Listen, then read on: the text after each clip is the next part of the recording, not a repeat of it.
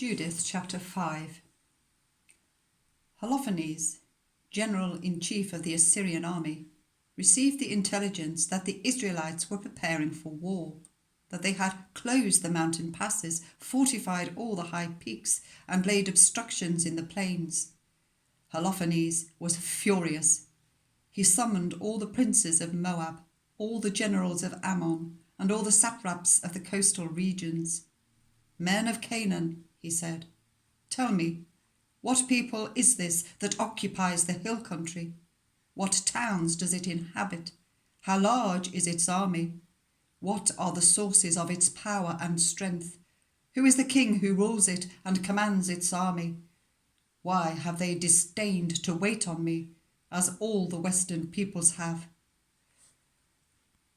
Achior, leader of all the Ammonites, replied, "May my lord be pleased to listen to what your servant is going to say. I shall give you the facts about these mountain folk whose home lies close to you. You will hear no lie from the mouth of your servant. These people are descended from the Chaldeans. They once came to live in Mesopotamia because they did not want to follow the gods of their ancestors who lived in Chaldea. They abandoned the way of their ancestors to worship the God of heaven, the God they learned to acknowledge. Banished from the presence of their own gods, they fled to Mesopotamia, where they lived for a long time. When God told them to leave their home and set out for Canaan, they settled there and accumulated gold and silver and great herds of cattle. Next, famine having overwhelmed the land of Canaan, they went down to Egypt, where they stayed till they were well nourished. There they became a great multitude, a race beyond counting. But the king of Egypt turned against them and exploited them by forcing them to make bricks. He degraded them, reducing them to slavery. They cried to their God, who struck the entire land of Egypt with incurable plagues, and the Egyptians expelled them. God dried up the Red Sea before them and led them forward by way of Sinai and Kadesh Barnea.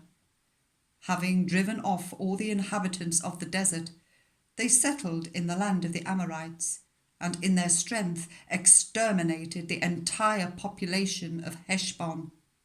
Then, having crossed the Jordan, they took possession of all the hill country, driving out the Canaanites before them, and the Perizzites, Jebusites, Shechemites, and all the Girgashites, and lived there for many years. All the while they did not sin before their God. Prosperity was theirs, for they have a God who hates wickedness. But when they turned from the path he had marked out for them, some were exterminated in a series of battles. Others were taken captive to a foreign land. The temple of their God was razed to the ground, and their towns were seized by their enemies.